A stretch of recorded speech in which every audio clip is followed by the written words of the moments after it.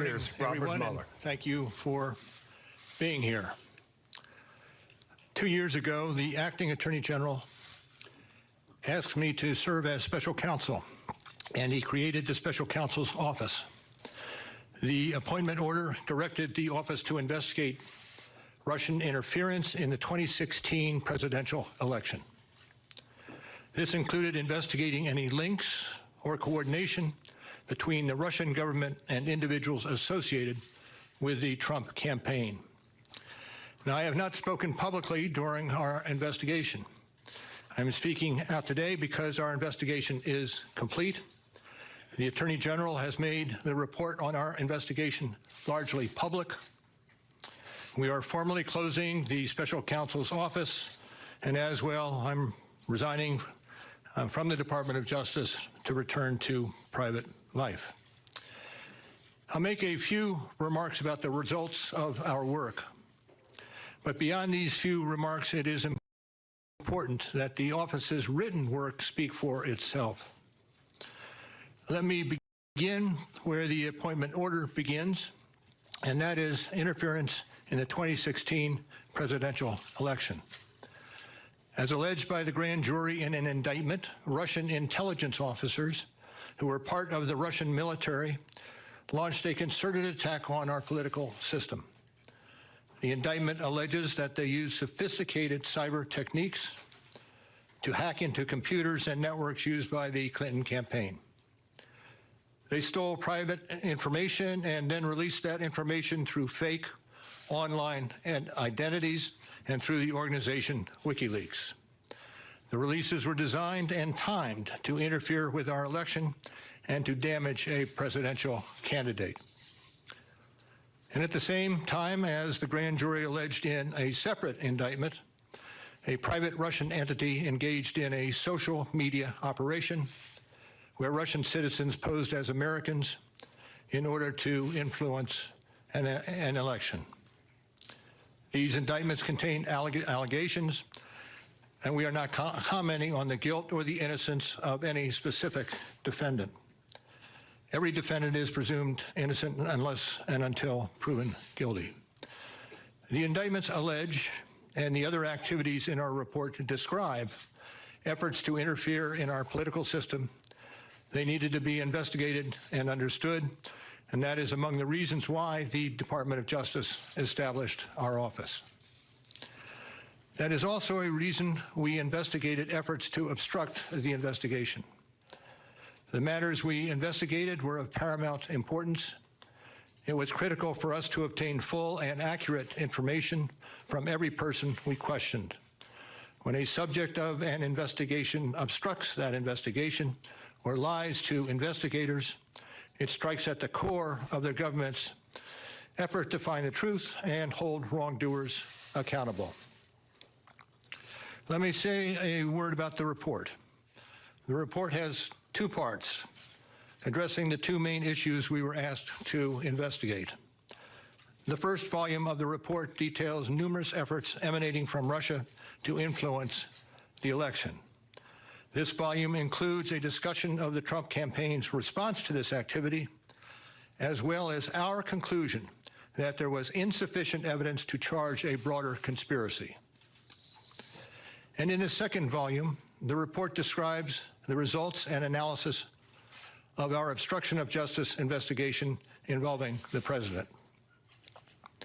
The order appointing me special counsel authorized us to investigate actions that could obstruct the investigation. And we conducted that investigation, and we kept the office of the acting Attorney General apprised of the progress of our work. And as set forth in the report, after that investigation, if we had had confidence that the president clearly did not commit a crime, we would have said so. We did not, however, make a determination as to whether the president did commit a crime. The introduction to the Volume 2 of our report explains that decision. It explains that under long-standing department policy, a president cannot be charged with a federal crime while he is in office.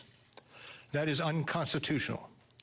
Even if the charge is kept under seal and hidden from public view, that too is prohibited.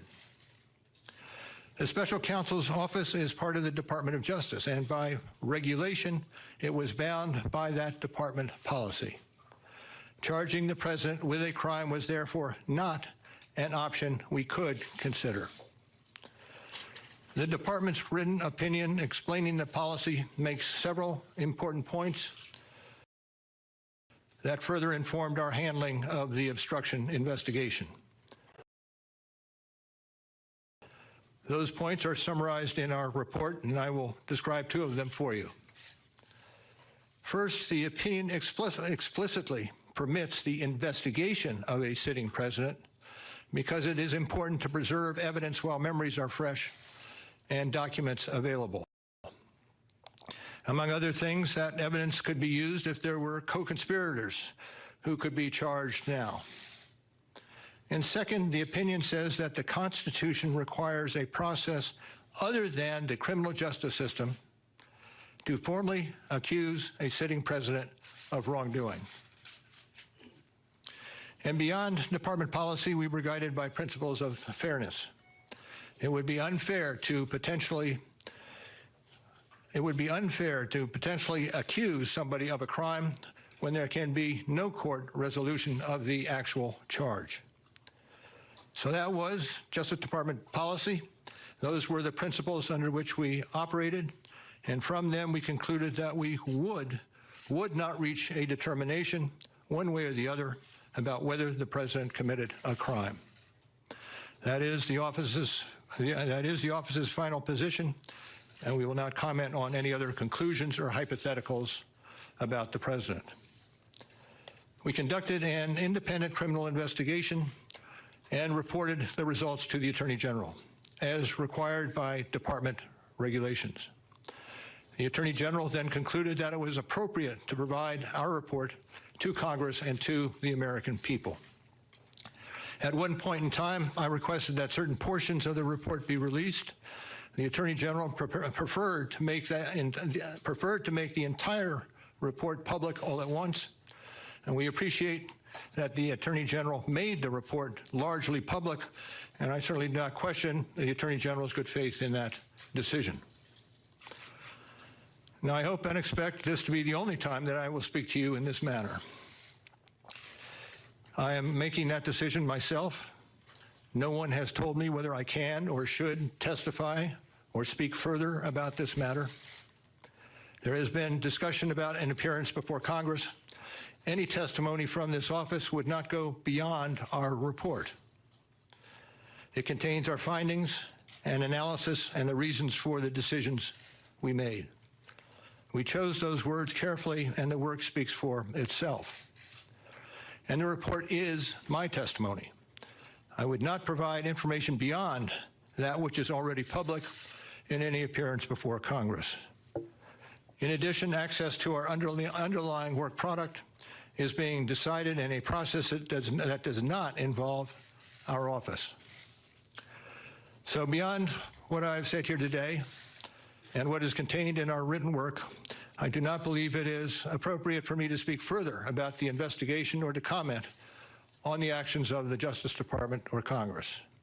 And it's for that reason I will not be taking questions today as well. Now, before I step away, I want to thank the attorneys, the FBI agents, the analysts, the professional staff who helped us conduct this investigation in a fair and independent manner. These individuals, who spent nearly 2 years with the special counsel's office, were of the highest integrity. And I will close by reiterating the central allegation of our indictments, that there were multiple, systematic efforts to interfere in our election. And that allegation deserves the attention of every American. Thank you. Thank you for being here today. Sir, if you're subpoenaed, do you need to full time? No question.